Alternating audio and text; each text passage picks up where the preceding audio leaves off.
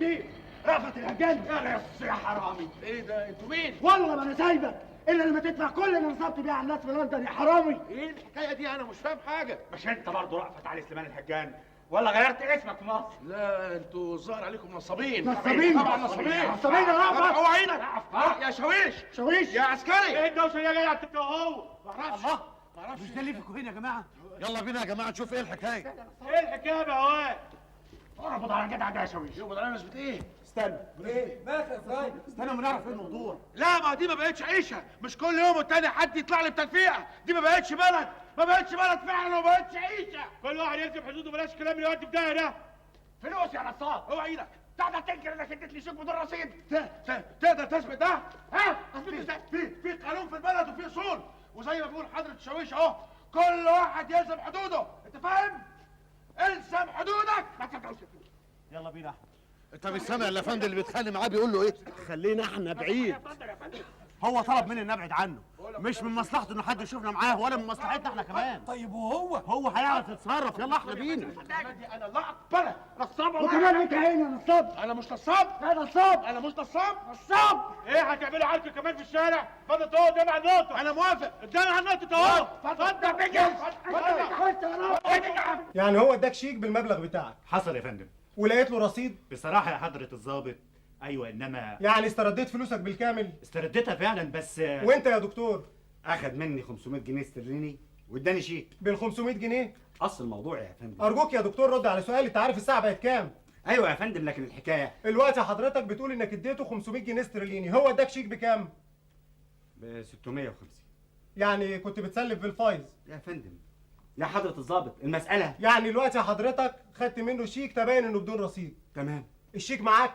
دول أخدوه مننا في لندن. أنت عارف معنى كلام حضرتك ده إيه؟ إن الأستاذ له ملف في سكوتلاند يارد. سيادتك ممكن تسأل. سكوتلاند يارد؟ يا فندم دول كانوا هيقبضوا علينا. ليه؟ اتضح إن الشيكات دي بتاعت شركة سياحية في ليفربول اسمها امبريال، وإن الأستاذ رأفت سرق دفتر الشيكات منهم. الاتهامات دي خطيرة قوي يا باشمهندس. دي معناها إن الأستاذ تليفون البيت 29 3 47.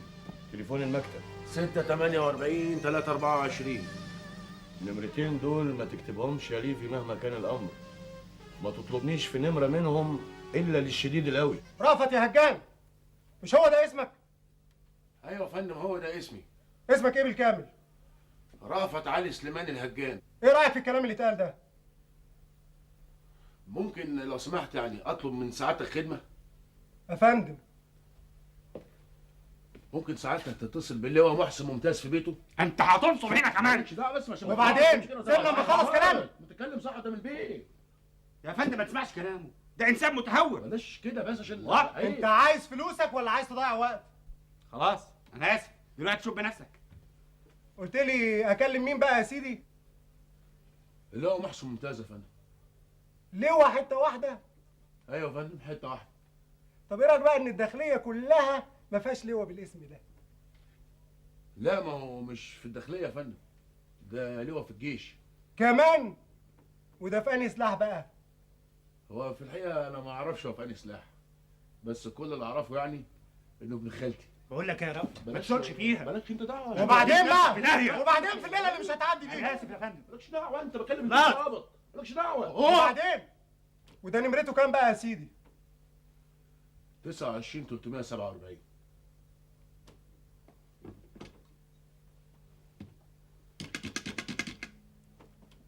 اديني 29 347 يا بكر. بقى ابن خالتك. ايوه يا فندم، ايوه ابن خالتي.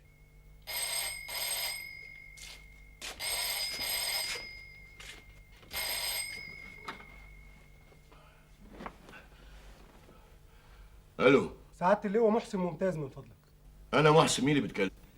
لا مؤاخذه سعاده الباشا ان احنا ازعجنا سعادتك في وقت زي ده يا فندم. انت مين؟ ملازم اول اسامه الغمري يا فندم، ضابط نبطشي نقطه كوتسيكا. في ايه يا حضره الضابط؟ هو لا مؤاخذه سعاده الباشا، هو في واحد هنا له مشكله، ويعني بيقول انه يعني ابن خالته. لا مؤاخذه سعاده الباشا، يعني بيدعي انه ابن خالد سعادتك يا فندم.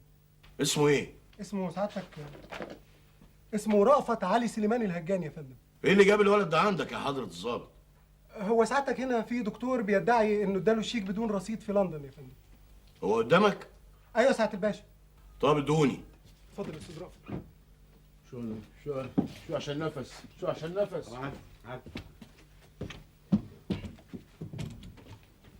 الو، مساء الخير يا ابيه. ايه اللي حصل ده يا استاذ؟ ابدا، مجرد يعني سوء تفاهم بسيط. من غير مقدمات. ايه اللي حصل بالظبط يا افندي؟ في يظهر شاب بيدعي ان انا اديته شيك بدون رصيد. بدعي؟ مالكش دعوه. انا بدعي خلاص عشان والله العظيم يا دكتور انا انت سامع؟ خلاص يا محترم دكتور خلاص. طب سيبك. محترم عشان خاطر سعادتك والله. وبعدين يا دكتور اتفضل يا استاذ. هما دول بتوع لندن؟ ايوه يا ابيه. وانت هتفضل طول عمرك كده؟ هتفضل طول عمرك مقصر رقبتنا وفضيحنا وسط الناس؟ انا مش فاهم هتفضل سبب المشاكل لحد امتى؟ هنعمل معاك ايه اكتر من اللي عملناه يا اخي؟ لا مدارس فلحت فيها ولا شغل استمريت فيه اكتر من شهرين. عايز ايه انت فاهمني؟ ما هو يا ابي محسن. بلا بيه بلا زفت يا اخي. اديني حضرة الظابط. يا فندم سعاده الباشا. انا اسف يا حضرة الظابط، ازعجناك في وقت زي ده. لا يا فندم احنا تحت الامر يا فندم. متهيألي مفيش غير انك تعمل لهم محضر عشان تخلي مسؤوليتك وتفرج عنه بضمان سكنه. وهو كذلك يا فندم. طبعا سيادتك عارف ان دي قضية التهمة فيها مش واضحة ومفيش أدلة لثبوتها. لا يا فندم مفيش ادله. أنا متشكر أوي يا حضرة الظابط. قلت لي اسمك إيه تاني؟ ملازم اول اسامه الغامري يا فندم. أهلا وسهلا، تشرفنا يا سيدي. انا اللي تشرفت يا فندم. مع السلامة.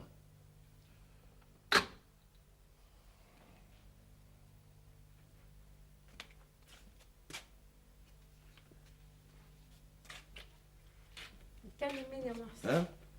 لا ده ولد مجند عندنا ابن ناس وعامل مشاكل كتير قوي. خش انت نام وانا هحصلك.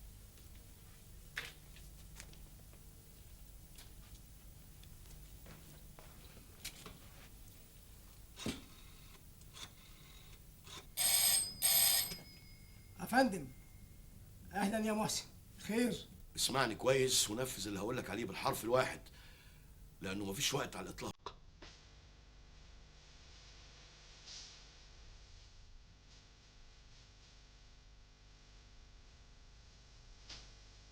عملت حساب البواب؟ كل حاجة معمول حسابها. المهم إن محدش من اليهود يكون شافه. لو حد شافه هيتهد اللي عملناه في 6 شهور من أساسه. هيتهد من أساسه يا حسن. هو ده العنوان اللي انت حطيته في المحضر يا فندم؟ ايوه يا شويش. يعني انت ساكن هنا؟ ايوه ساكن هنا. ماشي. افتح يا بواب، افتح يا البواب. اسمه ايه؟ اسمه محسن. مين اللي عاوزه؟ انت البواب؟ خير يا شاويش. تعرف الافندي دي؟ مين؟ رأفت بيه؟ خير يا سعادة البيه. كلمني انا يا مواطن، انا اللي بسألك، تعرفه؟ ايه اللي اعرفه؟ ده رأفت بيه الهجان اللي ساكن في شقة 62. قلتوا ايه يا بهواب؟ تحبوا اطلع معاكم لغايه فوق اوصلكم ولا كفايه لغايه كده؟ في حاجة كفالة الشر يا رأفت بيه. اتصل لك بسعادة اللواء. يا مواطن اسكت، قلت لك خلينا نخلص، مانيش عاجبك؟ دي قلتوا ايه يا فندم؟ هقول ايه؟ كفايه كده يا شويش. طيب اتفضل. اتفضل يا اخوان انت. اتفضل يا فندم. تهدي.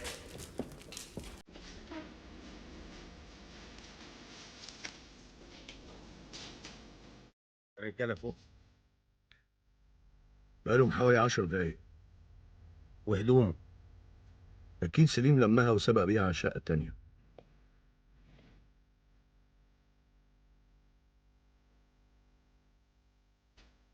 استاذ مين؟ لوحدك؟ انتوا مين؟ اتفضل معانا. اتفضل معاك على فين؟ محسن بيه منتظرك بعربيته بتاعته. العربية نمرتها كام؟ 36 74. يعني أنت مش متأكد إذا كان إبراهيم سمع اللي حصل ولا لأ؟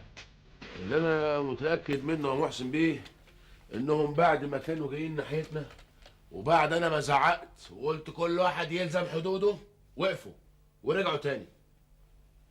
أنت إيه تفسيرك لده؟ والله يا فندم ده ملوش غير تفسير واحد. ايه هو؟ انها تلفيقة مباحث. المباحث هتلفق له تهمة ان ادوهم شيك بدون رصيد. ما دام كل ما يمسكوه ما يقدروش يثبتوا عليه حاجة يبقى اللي فوله تهم. يا سلام، ايه الذكاء ده كله؟ اسمع يا مسيو عزرا، انا كل ما اقول حاجه تسخر مني سواء انت او سوسو، وفي كل مره بقى كلام انا اللي بيطلع صح. طب وهو؟ هو ايه؟ هو كان بيقول ايه؟ بيتصرف ازاي؟ اسالي ايزاك وريمون، هم كانوا معايا. طب ما تقول لنا انت. كان بيزعق بعلو حسه، وهو اللي نادى على العسكري بنفسه ولم كل الناس، وقعد يقول ان البلد دي ماشيه من غير قانون وان دي تلفيقه. حب يورطهم. يورطهم؟ يورط مين؟ حكومة العساكر؟ هم دول بيهمهم حاجة؟ اهي لعبه وبيلعبها، يا صابت يا خابت. وبعدين كفايه بقى ان هو قدر ينبه ابراهيم للي حصل له. صح، وهو ده بقى بصراحه اللي خلاك تسيبه وتطلع تجري، مش كده؟ اسمعي يا ساره، انا سبته ومشيت لان هو اللي طلب مني ده بدل المره 1000، وفي كل مره كنت بشوفه فيها كان بيطلب مني ابعد عنه، واخرها كانت الليله، واسالي بقى كل اللي كانوا قاعدين على القهوه. ثم انا ما كنتش اقدر اعمل له حاجه، ليه يقدر يتصرف لوحده؟ طب اذا كان تلفيع هيتصرف ازاي؟ هيتصرف. انت ما شفتوش بيعمل ايه في البوليس؟ انا بقى شفته وعارف هيتصرف ازاي، وكلها يوم ولا 2 وهتلاقوه خارج زي العاده، ومش بعيد تلاقيه داخل علينا دلوقتي. يعني ايه؟ هنفضل قاعدين مستنيينه لما يشرف يا سي ابراهيم؟ انا ما بقولش نقعد، انا بقول ايه في ايه يا ساره؟ زي ما يكون سمعت خبط على الباب.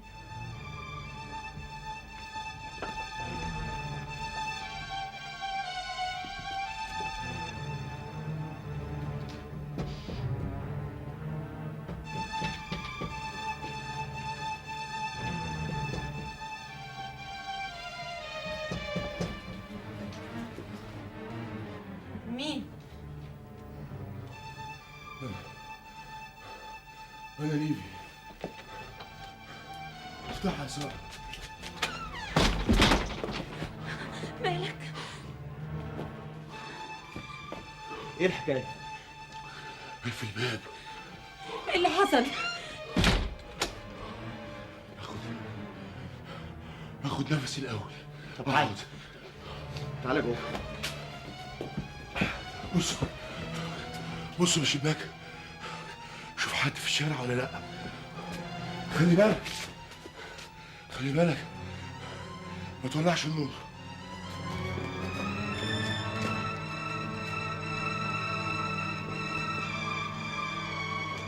ايوه بس ما كانش فيه طريقه تانية يا محسن. طريقة تانية زي ايه؟ انك تستنى يوم ولا 2 لغايه ما تطمن على موقف الجماعه اليهود دول. طمن عليه يا حسن. تطمن اذا كانوا سمعوا حاجه ولا لا. طب ما يسمعوا. انت اتجننت، ده يدمر العمليه كلها. ما انا لازم افرض الأسوأ واتصرف على اساسه. لازم افرض انهم سمعوا باللي حصل بالفعل. اي تأخير في مقابلة رأفت ليهم هيخلي شكوكهم تزيد. لو راح لهم بعد يومين وقال لهم انه كان مقبوض عليه، ممكن قوي يعرفوا انه ما كانش مقبوض عليه. ما تستهينش بيهم يا حسن. ايوه لكن تفتكر ان اليهود ممكن يصدقوا انه هرب من البوليس؟ ايوه. طب وليه التفاؤل ده؟ لسببين. الاول انهم عايزين يصدقوا. اليهود بعد القبض على الولاد بتوع ماكس بينت وجون دارلينج محتاجين لبطل. بيدوروا على بطل يا حسن. ايوه بس الهروب من البوليس مش حاجه سهله. ما تخافش على رأفت. ممكن يعرفوا من نقطه البوليس. لا، 7 الصبح قبل رشدي ما يخرج من البيت اكون رتبت معاه الامر. تفتكر هيوصل عندهم امتى يا محسن؟ زمانه وصل دلوقتي. هيلحق؟ انا اكدت عليه ياخد المسافه من نقطه البوليس لحد عندهم جري من غير ما يتوقف لحظه واحده. انت اتجننت. امال يصدقوا انه هرب من البوليس ازاي؟ دول ساكنين في الظهر. ما انا عارف. تفتكر رأفت يقدر يعملها؟ ضروري. نفسه هيتقطع. ما انا عايزه يوصل لهم نفسه مقطوع بالفعل يا حسن. وبعدين ايه اللي حصل؟ انا عرفت من اول دقيقه انها تلفيقه عاملاها المباحث علشان يقبضوا عليا ويبقى حبسي قانوني. تفتكر هم محتاجين لحاجه زي كده عشان يمسكوك؟ لا طبعا يا عزرا مش محتاجين لحاجه زي كده، لكن لما يمسكوني بشكل قانوني يبقى شكلها احسن. عشان كده قعدت تزعق. لا يا عزرا، انا كنت بزعق علشان ابعد افرايم واللي معاه، لان ما كنتش عارف ايه اللي ممكن يحصل بعد كده. لكن انت هربت ازاي؟ انا اول ما دخلت نقطه كوتسكا حسيت ان الضابط قاعد مستنيني هناك والمحضر جاهز وكله اخر قليصته. المهم هربت ازاي؟ ولا حاجه، طلعت اجري. ايه؟ في حد في الدنيا يتصور ان متهم زي حالاتي يسيب الضابط اللي بيحقق معاه ويطلع يجري؟ طبعا لا. مستحيل. ايه الكلام اللي بتقولوه ده؟ اصل انا ضربتها في دماغي على طول يا عزرا. واخد بالك يا سوسو؟ اصلها خسرانه خسرانه. وبما ان المباحث لفقت لي تهمه يبقوا عاوزين يضايقوني كام شهر. ما يجراش حاجه بقى لما يزيدوا كام يوم كمان. برافو عليك. اصل ما كانش قدامي سكه تانية. وهم سابوك تجري؟ وده سؤال برضه يا سوسو؟ ايه جري وراك؟ على بال ما خدوا بالهم كنت انا وصلت اخر شارع سليمان باشا، وما كنتش عاوز انا اكتر من كده. وانت ناوي على ايه دلوقتي؟ مفيش قدامي غير سكه واحده. انا خلاص وجودي في البلد دي اصبح ملوش لزوم. البوليس عاوز يمسكني باي شكل. انت مش كنت قدمت طلب هجرة قبل كده؟ مرتين يا سوسو. وردوا عليك؟ بالرفض يا ساره. هم عايزين منك ايه ولاد مفيش داعي للشتيمه يا ساره. الشتيمه مش هتخرجني بره البلد. طب اسمع يا ليفي، بقول لك ايه، ما تهرب. ايدي على كتفك يا افرايم.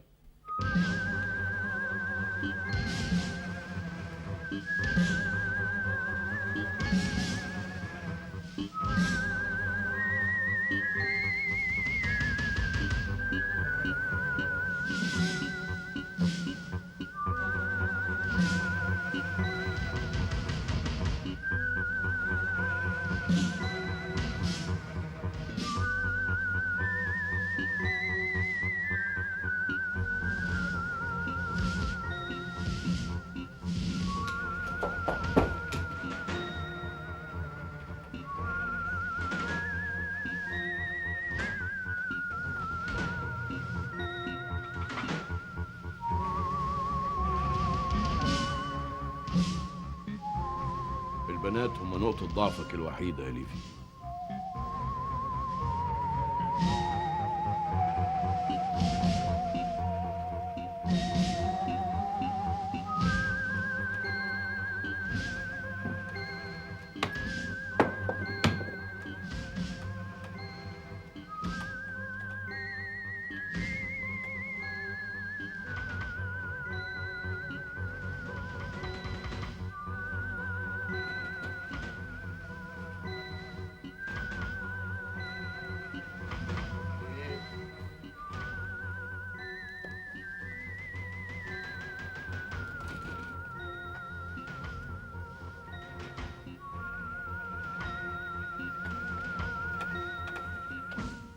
حاجة يا سارة؟ لا مفيش.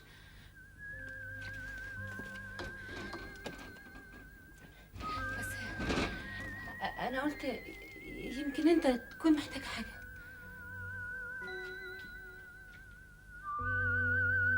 ليفي.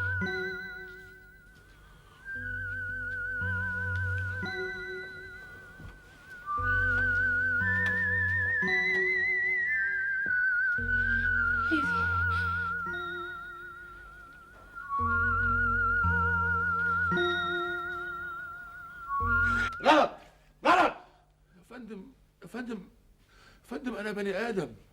انت عارف لما تسيب نفسك لانفعالاتك وعواطفك ممكن يحصل ايه؟ يا محسن بيه احنا ما بنلعبش يا ليفي، دي مش لعبه. في ناس كتير راحوا عشان ضعفوا قدام مشاعرهم. يعني الحق عليا اللي قلت لك، مش قصدي، ما كانش قصدي. وبعدين ما تخلينيش ارتبك قدامك.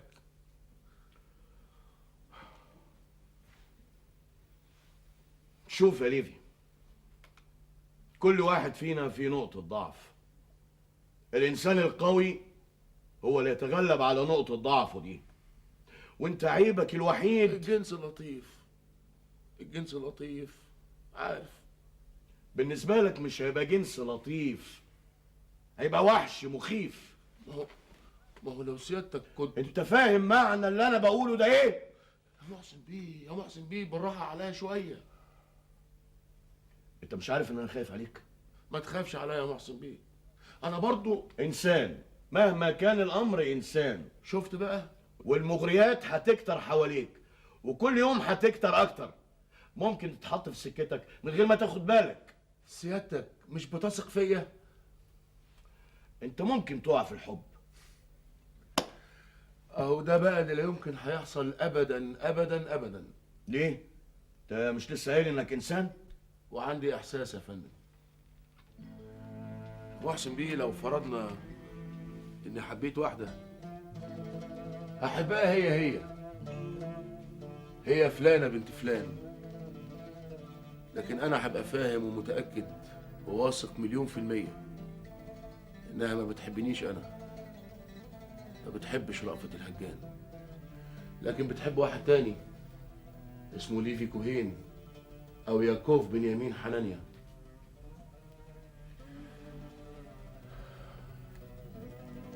ازاي احب واحده وهي بتحب واحد غيري؟ انا خايف عليك. عارف، اقسم لك بالله العظيم 3 انا عارف ومتاكد انك خايف عليا، وحتى لو ما كنتش خايف عليا هتبقى خايف على البلد. انا زيك برضه خايف على البلد، وعلى قد ما بحبها على قد ما انا خايف عليها. توعدني؟ على قد ما اقدر. انا عايز وعد. يا محسن بيه، يا محسن بيه، اديني فرصه اتنفس. انت هناك في اسرائيل هتبقى لوحدك. وانت هتروح مني فين؟ انا؟ ده انت معايا في كل حته، في كل لحظه وانت معايا. وانا يا دوبك لسه كنت يعني بفكر في الموضوع، اديك عمال تقول لي عيب يا ليفي، غلط يا ليفي، موقفك يا ليفي، امنك، سلامتك، مصلحتك، نقطه ضعفك. يا محسن بيه، يا محسن بيه، انت مش ملاحظ ان بقالي حوالي 6 شهور عمال اتلطم ما بين السجون والاقسام والمشي في الشوارع والقعاد على القهاوي والسمسره والمحايله؟ يعني حرام يعني لما اخد نفسي زي بقيه خلق الله. انا عارف ومتاكد اني هبقى هناك لوحدي، لكن عارف برضو ان ربنا سبحانه وتعالى هيبقى معايا وهيسامحني. على فكره يا محسن بيه، ما تبصليش من بره، انا مؤمن قوي وموحد بالله قوي، وقلبي عمران بالايمان، وعارف اني هنجح. انا عارف ده كويس. لكن هترجع وتقول لي جل من لا يخطئ. طب افرض يعني اني غلطت وانكشفت، هيعملوا فيا ايه يعني؟ هيعدموك.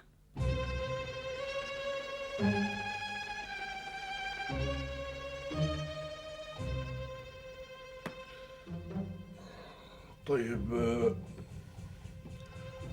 خلينا في المفيد. خلينا في المفيد. ايه بقى المفروض ان انا اعمله دلوقتي؟ تقدم طلب هجرة. اقدم طلب هجرة ازاي وانا هربان من البوليس؟ عشان كده الطلب ده هيترفض. طب واخرتها؟ هيهربوك هم بمعرفتهم.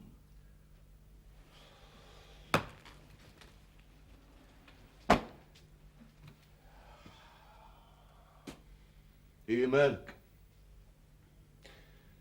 تسمح لي اهزر مع سعادتك يا محسن بيه؟ هزر. يا ابن الجنية. يعني ايه ساب البيت وخرج في ظروف زي دي؟ مسيو صروف ليفي حاكم رأيه. وازاي تسيبيه يخرج يا ساره؟ انا حاولت معاه مفيش فايدة، وبعدين هو قال لي ان عنده شغل.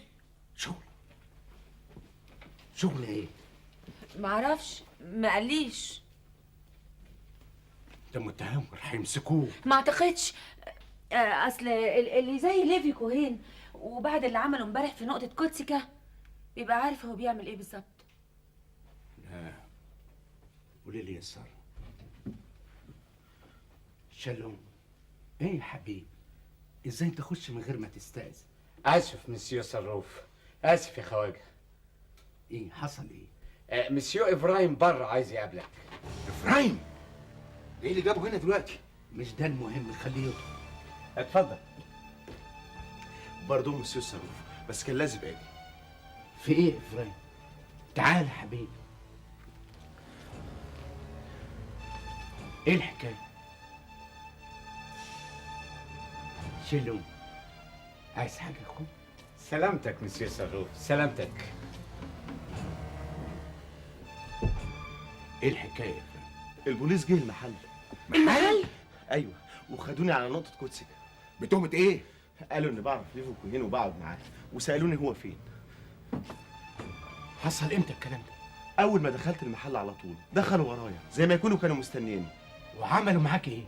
حققوا معايا ومضوني على اقرار. بايه؟ اني لو شفت ليفي كوهين او عرفت هو فين ابلغهم، والا ابقى شريكه. الاقرار ده مش قانوني، كلام فارغ ولعب عيال، يبلوه ويشربوا ميته. الدنيا مقلوبه في النقطه. ازاي؟ كل الناس بتتكلم عن هرب ليفي، وسمعت طراطيش كلام كده. سمعت ايه؟ احكي لي. الظابط اللي كان له ماتشي خدوه على الداخليه وبيحققوا معاه. وسمعت ايه كمان؟ راحوا استنبيلوس. وعرفت ازاي؟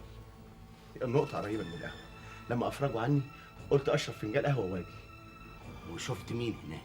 مفيش حد مننا بيروح الصبح، لكن توني صاحب القهوه كان بيشد في شعره. وليفي؟ ليفي؟ ما اعرفش عنه حاجه. تلاقيهم مسكوه. مسكوه؟ ليه؟ هو مش في الشقه؟ ما قالش هيرجع امتى؟ لا، ما قالش حاجه. مفيش ميعاد؟ لا. ما كانش لازم تسيب الشقه ابدا يا ساره، لان هو كان ممكن يرجع في اي وقت. بقول لكم ايه، انا مش عايز حد يروح الظهر خالص اليومين دول. وانت يا ابراهيم تبلغ اخوك موريس باللي حصل، وتخرج من هنا على المحل على طول، تتصرف كأن مفيش حاجه حصلت. دي مش اول مره يتقبض عليك فيها. انا مش عايز حد يحس ان في حاجه غريبه حصلت. مفهوم؟ مفهوم يا خواجه، بس اذا ليفي جه تبلغه باللي حصل وتخليه يجي شقه الظهر على طول. يلا يا حبيبي اتحرك.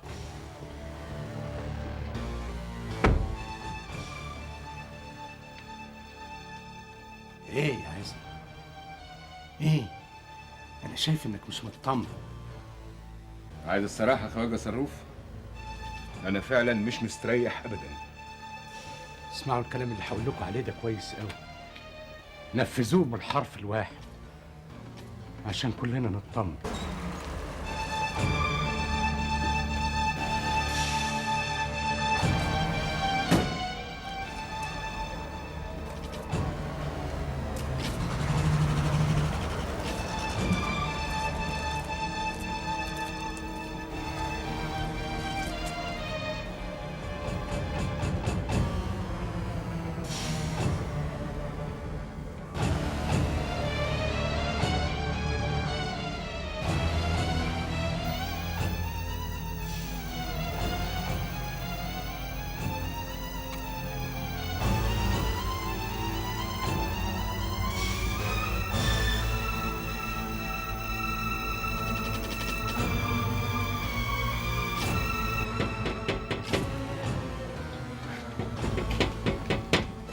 مين؟ افتح الباب يا ساره، انا ليفي.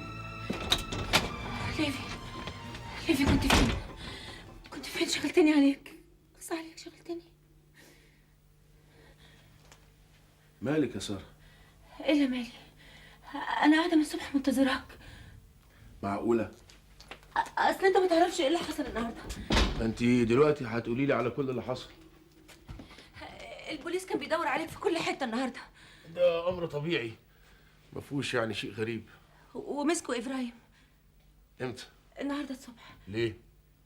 عشانك طبعا، وافرجوا عنه لما مضوه اقرار انه يبلغ عنك اذا شافك. كده؟ وراحوا لك استنبيلوس، وابراهيم قال لعزرا ان الخواجه توني صاحب القهوه كان مضطرب جدا. اكيد. والخواجه صاروف زعلان منك. زعلان مني ليه؟ علشان انت خرجت وسبت البيت. هبقى صالحه. بيقول لك ما تخرجش الا لما يجيلك. يجي فين؟ هنا. هيجي امتى؟ زمانه في طريق.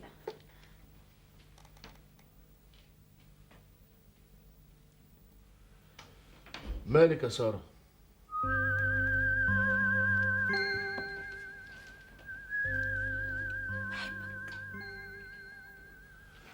ساره احنا في ظروف. انا ما تهمنيش الظروف، ما عادش تهمني اي حاجه الا انت. معقوله؟ قول عليا مجنونه، قول اي حاجه. انا فعلا بحبك وخايفه عليك. ده اكيد الخواجه صروف.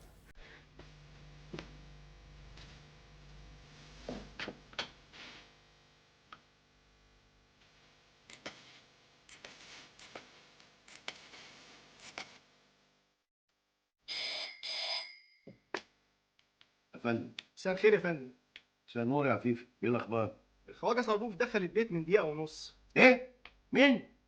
الخواجه صاروف بتاع الوكاله اللي في المسكن.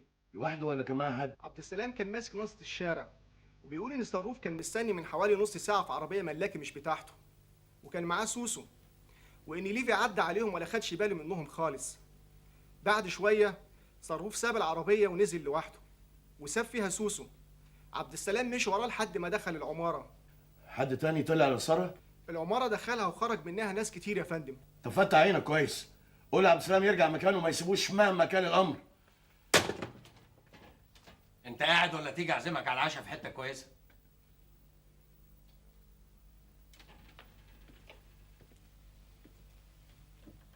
مالك يا محسن؟ الجماعه اليهود نصبوا الكمين لرأفت يا حسن. يعني ايه الكلام ده يا كوتو؟ يعني انا ما اقدرش اقعد هنا وانتوا بتصرفوا عليا يا خواجه صروف. احنا مين؟ انت بالذات يا خواجه. ما يبقاش دماغك ناشفه زي ابوك وتودي نفسك في داهيه. البوليس بيدور عليك من ساعه العمله المهببه اللي انت عملتها امبارح. ومن امتى يعني البوليس ما بيدورش عليا؟ تقوم عايز ترمي نفسك في النار؟ انا عارف انا بعمل ايه. انت عايز تعمل ايه بالظبط؟ هقدم طلب هجره. انت عايز تروح لهم برجليك؟ انا ليا اساليبي. انت مجنون. اصل انا ما عادش قدام مني سكه تانية يا خواجه. خلاص البلد دي الشغل فيها بقى مستحيل، ومع الحصار اللي عاملينه المصريين عليا حاسس يعني ان بقيت عبء عليكم ومش هقدر اعمل حاجه. انت مش لازم تستنى في البلد دي ولا دقيقه. ليه يا خواجه؟ حتى لو قدمت طلب هجره من غير ما ياخدوا بالهم منك مش هيوافقوا عليه. ايوه بس ده ما يمنعش برضو اني اجرب حظي. انت لازم تسمع كلامي. هو انت قلت ايه بس يا خواجه؟ انت لازم تسيب مصر الليله. ايه؟ في عربيه نمرتها 5566 هتستناك عند الفجاله في شارع الملكه الساعه 3 بالليل. عربيه ايه دي؟ عربيه هتاخدك على اسكندريه. اسكندريه؟ الليله؟ ايوه، ولازم تبقى هناك حوالي الساعه 7 الصبح قبل الناس ما تصحى. هناك فين؟ بكره تعرف. لا. انت عايز ايه بالظبط؟ لا انا لازم اعرف انا رايح فين وعند مين وليه قبل ما اخطي خطوه واحده من هنا. عاجبكم تشتغلوا بشروطي اهلا وسهلا، مش عاجبكم سيبوني وانا اعرف ادبر حالي. ليفي وبصراحه كمان انا زهقت. انا لما كنت بشتغل لوحدي كنت مستريح، كنت عارف راسي من رجليا، كنت مدوخ المصريين والانجليز وقبل منهم الالمان، ما عرفوش ياخدوا مني حق ولا باطل. معلش يا حاج صروف انا اسف، وفي نفس الوقت متشكر قوي على اذنك. خايف عليك يا حبيبي. يعني انا اللي مش خايف على نفسي يا خواجه؟ انت متهاوي. هي يعني دي اول مشكله ادخلها يا خواجه صروف؟ طب انت عايز تعرف ايه؟ عاوز اعرف كل حاجه من البدايه. تعالى يا حبيبي، تعالى اقعد هنا وانا هقول لك على كل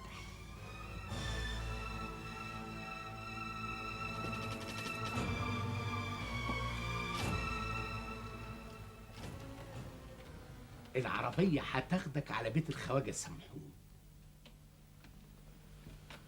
شارل سمحون بتاع اسكندريه؟ انت تعرفه؟ لا ما اعرفوش، لكن سمعت عنه. سارة هتسافر معاك عشان تقدمك بنفسها للخواجه شارل. هو عايش لوحده مع بناته بس من يوم المرحومه مراته ما ماتت. تعتقد يعني يا خواجه صروف ان بيت الخواجه شارل سمحون ده هيبقى امان بالنسبه لي؟ انا متفق معاه على كل حاجه، مفيش حد هيعرف انك هناك ولا حتى الخدامين. ازاي ده بقى؟ في اوضه فوق عندهم كانت المرسم بتاع اليس ام البنات، مفيش حد بيدخلها ولا حتى الخدامين. الأوضة دي بقى أنا اللي هعيش فيها. بالظبط كده. يعني هخرج من سجن لسجن. كلها كام يوم يا حبيبي لحد ما نلاقي طريقة نخرجك بيها من البلد. اسمع الكلام يا حبيبي، العساكر اللي ماسكين البلد اليومين دول مالهمش امان. هي قلت ايه؟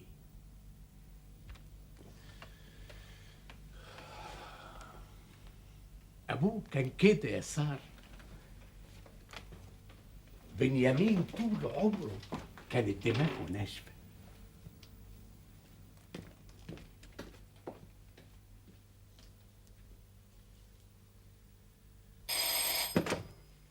ايوه ايوه يا عفيفي. خرج لوحده؟ طب فتح عينك كويس. صاروف خرج؟ في حاجة خطيرة خلته يروح يا حسن. أكيد في كمين منصوب لرأفت، أكيد. مالك يا سارة؟ ما تسافرش ليفي. ليه؟ من غير ليه؟ ما تسافرش. حتى أنت يا سارة. انت ايه؟ ما تعبتش؟ عايز تقولي إيه؟ انا مش عارفه ايه اخرتها. بس أنا متهيألي إنك عارفة إيه آخرتها. هتقول لي اسرائيل. عندك حل تاني؟ مش عارفك ان في اسرائيل هيبقى احسن من هنا. لاحظ إنك لازم تبقى بطل صهيوني. الألمان عذبوا أبوه وأمه في المغرب، وإن حلم حياتك إنك تهاجر إسرائيل زيك زي أي يهودي متحمس أو متعصب كمان. ثم ان اللي ماتوا واللي راحوا اسرائيل راحوا اترستقوا خلاص. غريبة. الغريبة هو اللي احنا فيه ده.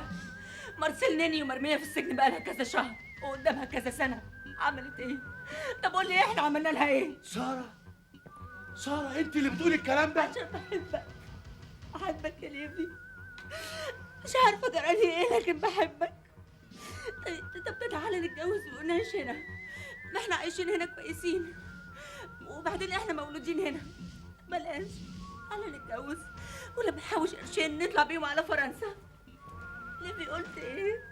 قلت ايه يا حبيبي؟ قلت ان انت اتجننتي عشان بحبك وخايفة عليك. انا مش عارف ازاي انت بتشتغلي معانا. حبيبي انا مش عارف ازاي ابقى بطمن لك واسافر معاك. رايح فين يا ليفي؟ مالكيش دعوه.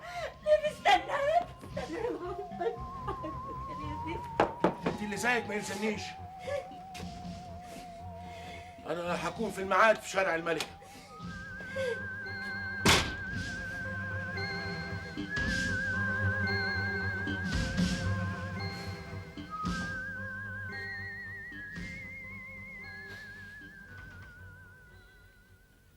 خرج؟